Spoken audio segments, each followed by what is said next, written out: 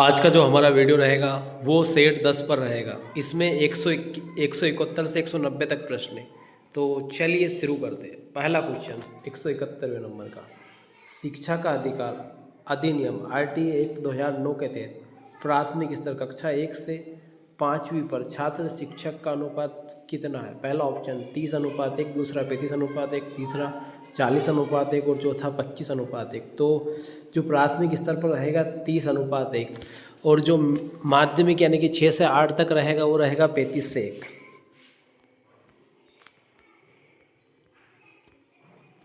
प्रश्न क्रमांक 172, BF scanner द्वारा प्रतिपादित क्रिया प्रस्तुत अनुबंधन किस पर आधारित है? पहला उद्दीपक, दूसरा पुनर्बलन और अनुक्रिया के परिणाम, तीसरा केवल सहज क्रियाओं पर, चौथा अंतर्दृष्टि पर। तो इसका जो राइट आंसर आएगा ऑप्शन बी आएगा, पुनर्बलन और अनुक्रिया के परिणाम पर। अब कैसे? जैसे मान लो जैसे जैसे लंच की घंटी बजती है तो वो जो घंटी हो वो है पुनर्बलन, और उसके बाद जो भी बच्चों की प्रक्रिया रहती है उसको बोलते हैं अनुक्रिया।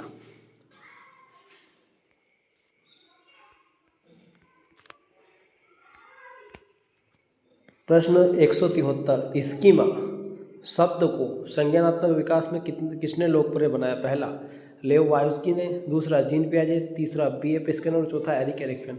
तो स्कीमा शब्द को सबसे ज़्यादा प्रिय बनाया जीन पियाजे साहब। अब स्कीमा होता क्या है? स्कीमा का अर्थ होता है जो हमारे पास जो ज्ञान रहता है, जानकारी रहती है, उसको बोलते हैं स्कीमा। स्कीमा ज्ञान वो मानसिक रचना है जो जानकारी को व्यवस्थित और व्याख्यात करती है।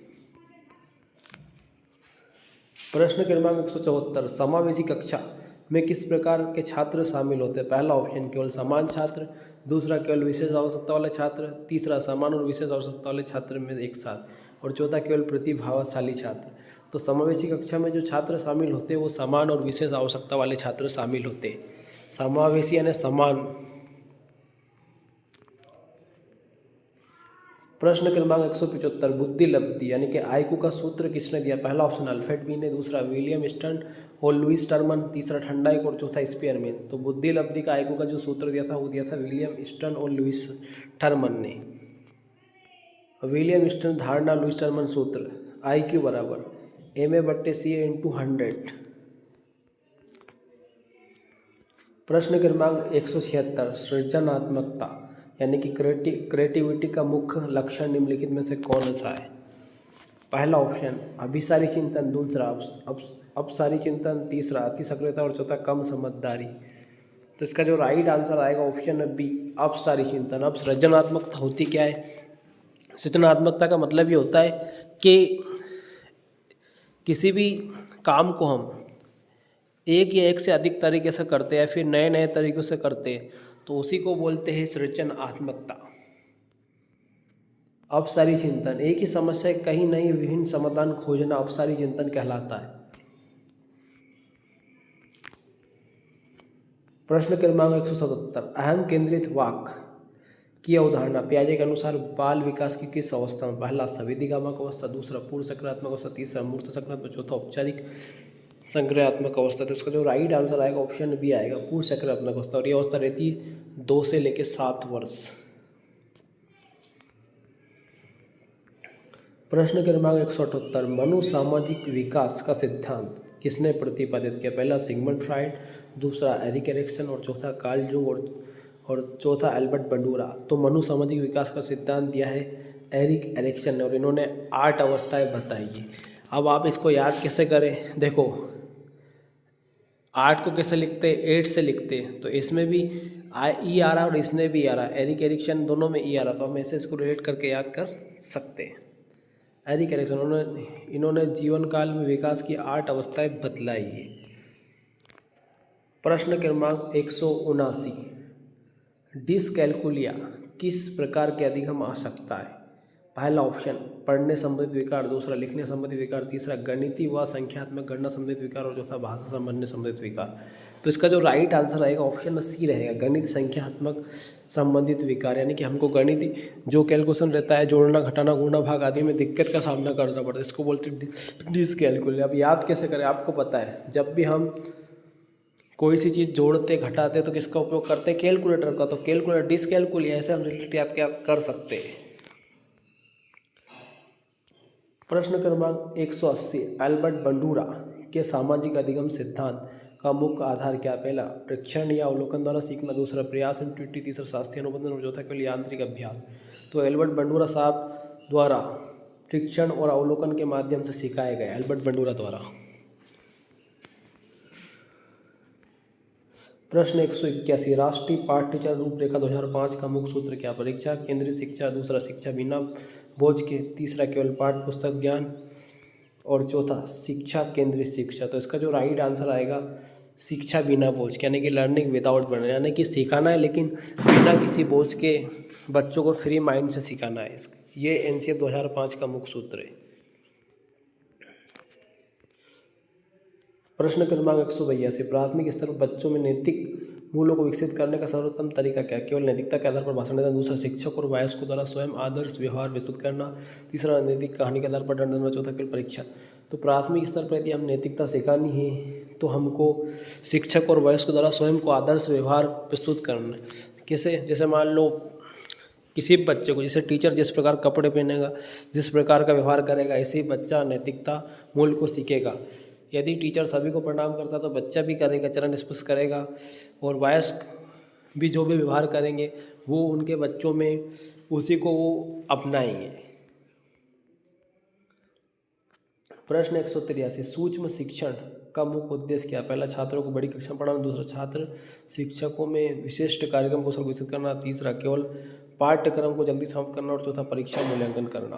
तो सूक्ष्म शिक्षण का जो मुख्य उद्देश्य है वो छात्र शिक्षकों में विशेष शिक्षण कौशलों का विकास करना है। प्रश्न क्रमांक 184, समीपस्थ विकास का क्षेत्र यानी कि zone of proximal development GPD का संप्रत्यय किसने दिया। पहला लेव वायोस्की ने, दूसरा जीन पियाजे, तीसरा नोम चॉम्स्की, चौथा बोनर। तो समीपस्थ विकास का जो क्षेत्र दिया वो दिया है लेव वायोस्की ने। अब इसको याद कैसे करें, अब सबसे पहले देखते हैं जीपीडी होता क्या है। जीपीडी वह चीज़ है या फिर जीपीडी से आज से वह चीज़ है जिसमें बालक अपने स्वयं का होमवर्क कर लेता है, अपने स्वयं का कार्य बिना किसी मदद के कर लेता है, उसको बोलते हैं जीपीडी। और ये दिया है लेव वायोस्की ने, जिनको और जी सामाजिक सांस्कृतिक विकासात्मक का जनक कहा जाता है। प्रश्न 185, बाल विकास में शीर्षगामी सिद्धांत सेफलोपोडियल प्रिंसिपल्स के अनुसार किस दिशा में होता है। पहला ऑप्शन केंद्र से परिधि की ओर, दूसरा सिर से पैर की ओर, चौथा तीसरा पैर से सिर की ओर, चौथा भा से। तो बाल विकास का शीर्षगामी सिद्धांत दिया है सिर से पैर की ओर होता है। मतलब देखो, सी से सिर याद कर सकते हैं और पा से हम पैर याद कर सकते हैं, ऐसे हम इसको याद कर सकते हैं शीर्षगामी सिद्धांत। प्रश्न क्रमांक 186, भाषा अर्जन उपकरण एलईडी यानी कि एक्विजिशन डिवाइस की अवधारणा किसने दी। पहला नोम चॉम्स्की, दूसरा बीएफ स्किनर, तीसरा जीन पियाजे और चौथा इवन पावलोव। तो भाषा अर्जन की क्षमता जो दी नोम चॉम्स्की साहब ने दी। नोम चॉम्स्की साहब ने बताया कि प्रत्येक बच्चा जब जन्म लेता तो वो अपने एक भाषा अर्जन उपकरण के साथ पैदा होता, मतलब उसकी जन्मजात ग्रामर पाई जाती है, ये बताया नोम चॉम्स्की जी ने। प्रश्न क्रमांक 187, रचनावादी कक्षा में अधिगम की प्रकृति क्या होनी चाहिए। शिक्षक द्वारा केवल निष्क्रिय रूप से ज्ञान देना, दूसरा शिक्षार्थी द्वारा सक्रिय रूप से ज्ञान का निर्माण करना, तीसरा केवल लटकर या चौथा परीक्षा के लिए अभ्यास। तो रचनात्मक कक्षा का मतलब ये होता है कि शिक्षक द्वारा सक्रिय रूप से ज्ञान का निर्माण कराना, वो कहलाती रचनावाद कक्षा।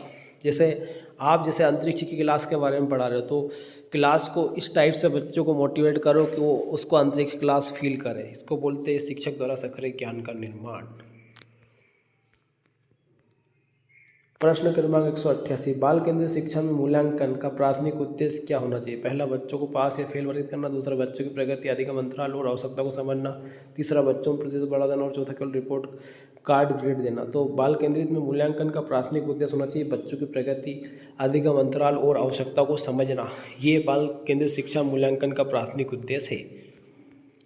प्रश्न क्रमांक 189, निम्नलिखित में से कौन सा प्राथमिक समाजीकरण की एजेंसी। पहला विद्यालय, दूसरा मीडिया, तीसरा परिवार, चौथा सरकार। तो इसका जो राइट आंसर आएगा परिवार आएगा। परिवार ही प्राथमिक समीकरण की इकाई, यानी कि सबसे पहले जो बच्चा है वो अपने परिवार से समाज के रीति रिवाज परंपरा आदि को सीखता और उसी का अनुसरण करता है। प्रश्न क्रमांक 190, प्रयास एवं क्यूटी सिद्धांत टेरल एंड एरल थ्योरी का प्रतिपादन ठंडा एंड प्रसिद्ध किस जानवर पर? पहले कुत्ते पर, दूसरा चूहे पर, और तीसरा बिल्ली पर, और चौथा कबूतर पर। तो इसका जो राइट आंसर आएगा, जो स्किनर साहब ने, ठंडायक साहब ने जो प्रयोग किया है वो क्या है? बिल्ली पर। यदि मेरा वीडियो आपको अच्छा लगे तो इस चैनल को सब्सक्राइब अवश्य करें और इस वीडियो को अधिक से अधिक शेयर करें अपने लिए, अपने सपनों के लिए। Thanks for my video watching. धन्यवाद।